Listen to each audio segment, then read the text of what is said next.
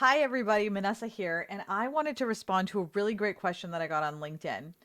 I responded to it in text as well, but I really spent a lot of time thinking about this, and I wanted to do something a little bit more comprehensive because of how delicious the question was and how nuanced it is. So I'm going to read the question out to you.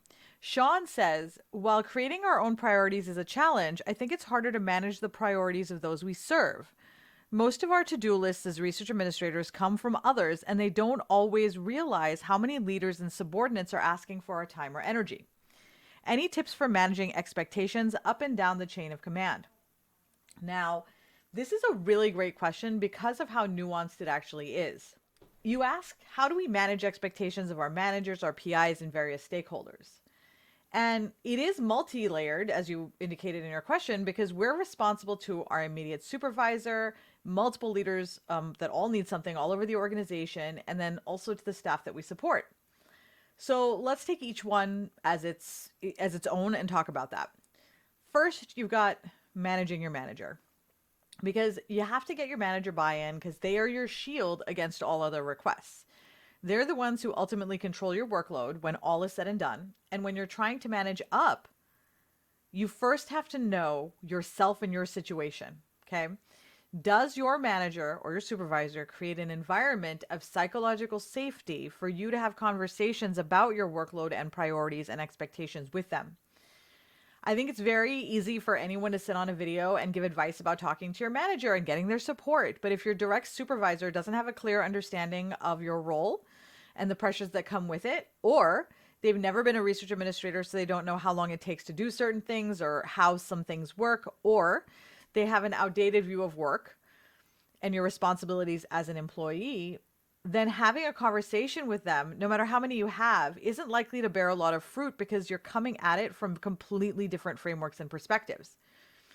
Now, only you know if you're in an environment where you feel trapped or uncomfortable voicing your concerns. And that's typically another issue altogether. And that's a situation where I would recommend hiring a coach to work with you on navigating specific issues.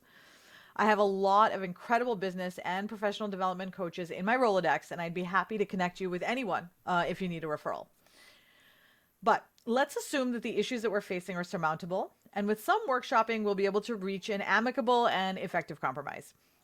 Now, in that case, there are several tactics that pull together ideas from a bunch of the videos in the Commitment to Clockout series that culminate in these steps.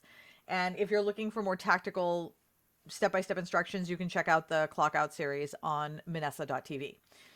But the high level view is first is make sure that your supervisor actually knows what you're working on because a lot of the times your boss is not going to be fully aware of your workload. It is common for managers, including myself, to be so engrossed in our tasks that we lose track of our team's workload. I make a point of holding regular meetings for updates, focusing not only on challenges, but also on all ongoing projects. It is crucial for me to be reminded as I can easily forget the details.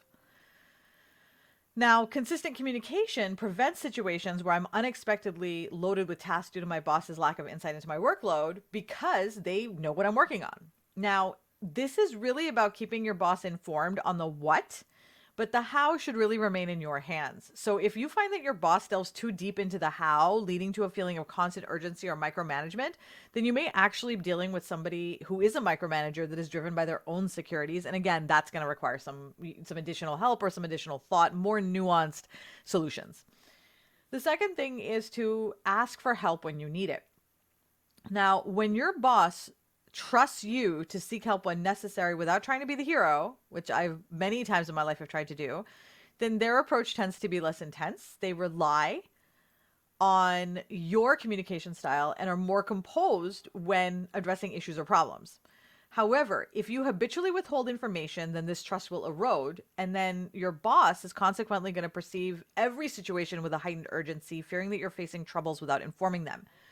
Transparent communication is key to maintaining a balanced and trusting relationship with your managers.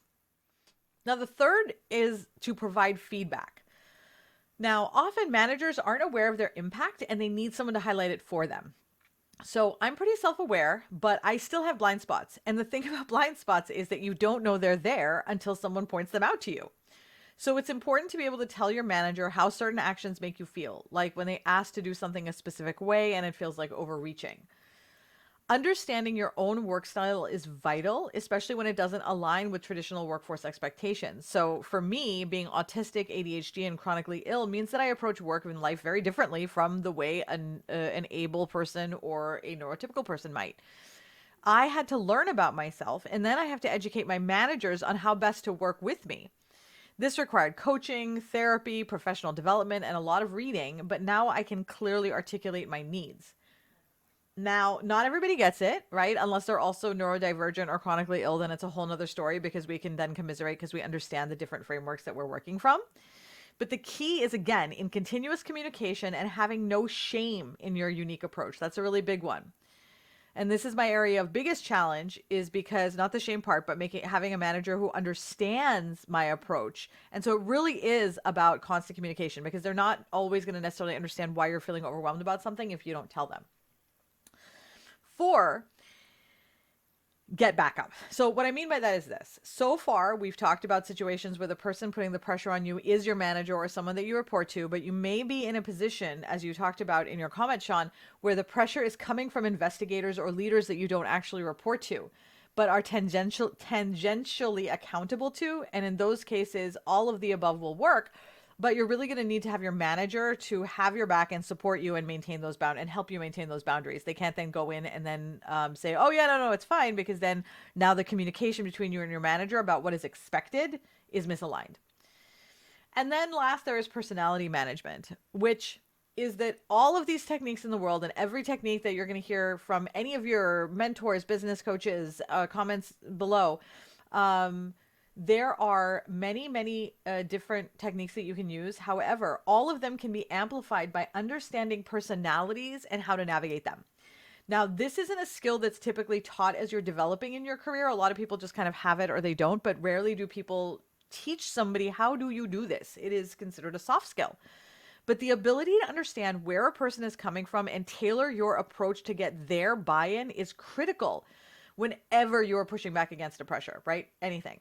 I spent several years as a marketing coach, and I was actually amazed at the synergies between marketing products to consumers and getting buy-in from stakeholders as a research administrator. Ultimately, it's all about marketing. And honestly, it's actually the same thing if you're trying to get your kid to eat broccoli. You're not going to get them to eat the broccoli by saying, here, eat the broccoli, it's healthy for you. You're going to get them to eat the broccoli by saying, don't eat the tree, don't eat the tree. Oh my God, it's eating the tree. And then they eat the tree, right? It's all about marketing. Figuring out what their needs are and seeing if there's a way to cut the problem off earlier in the process or resolve it differently. I have found that skill to be a catalyst in finding a happy middle ground. Now, that's all about managing up in the context of being the person who is being managed by someone else and taking on someone else's urgency as the employee. But what about if you're the manager, right? Now, this is actually a more exciting part of the conversation because of how much power we have over affecting change in this space, right? We're the managers, so therefore we can create awareness and psychological safety and all of those things in the environment around us. We can make it so that our staff never have to feel like they need to manage up because we're managing ourselves. I wanted to start with what it felt like to be on the receiving end earlier so that we could flip over to the other side of what you're doing if you're the one who's creating that pressure and you don't realize it, or you want to be more aware of if you're doing it. I think the first thing to think about is the way that people feel is important. Acknowledging employees' feelings is absolutely crucial, and the days are gone when workers were seen merely as paycheck earners who were there to earn a check and just work and have a job. This narrow view still exists, but it is extremely outdated. You can't champion work-life balance while disregarding how your staff feels or why they come to work. Understanding their mindset and adapting the job to suit them is critical. Now, everyone is different. One might handle a day's workload differently than another who can do the work of 3.5 people in the same time frame, right? Management styles should vary accordingly. Now, it's especially important to recognize that employees from the global majority or marginalized groups may face additional challenges. And when they express concerns, it is essential. I cannot stress this enough. It is essential to take them seriously and believe their experiences, even if those are not the experiences that you have had as an employee. Number 2, understand your staff's workload. You cannot judge their capacity based on your own workload because everybody's circumstances differ. For example, A manager who works late into the night may not understand why an employee caring for an elderly parent can't stay late. It's not about having the same expectations for everyone, but about knowing what is realistic. This understanding of what is realistic often comes from experience, metrics, or for new managers seeking guidance from a mentor or a business coach.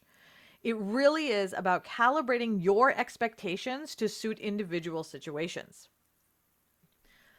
Recognize the myriad of priorities that you and your team juggle that are set by various departments like compliance and finance and PIs.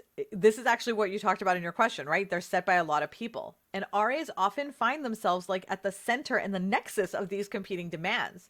And as a manager, it can be really easy to get caught up in the excitement of assigning tasks.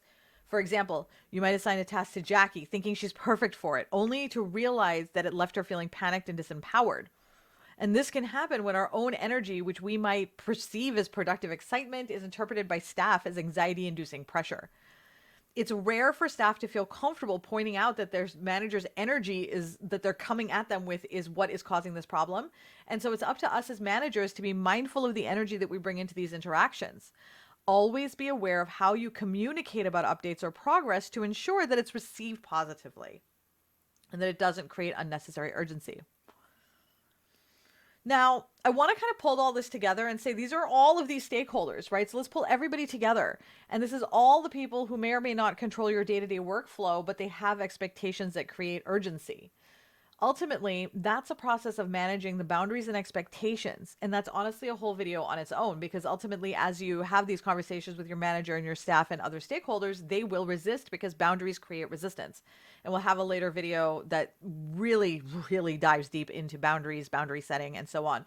But in the meantime, I want to recommend the book, Unmute Yourself, Speak Up to Stand Out by Nancy Medoff. And it's a really great way to make your voice heard, to make sure that you're able to advocate for yourself in a safe way, but in a way that also makes you feel empowered and not like bad that you're turning people down. So her book is actually quite powerful. I've read it multiple times. I've given away 6 or 7 copies of it already.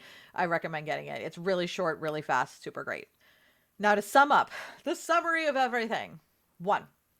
There is an element of psychological safety that is necessary for any research administrator to feel comfortable expressing that the workload is too high, the urgency level is too great, or that something needs to change about the way work is being assigned and distributed. If that is not present in your workplace, then you may want to explore your next steps further with your coach or with your therapist. Assuming that psychological safety is present, then the next step is to ensure awareness, not just of the list of things any given person is working on, but also of the impact that that work is having on that person. And if you are the manager, then maintain awareness. If you are the employee, then give your supervisor that visibility. 3, ask for what you want. I cannot stress this enough. Get the book by Nancy Medoff and ask for what you want. Too often we will state this is the issue without actually stating what is the alternative behavior that we want.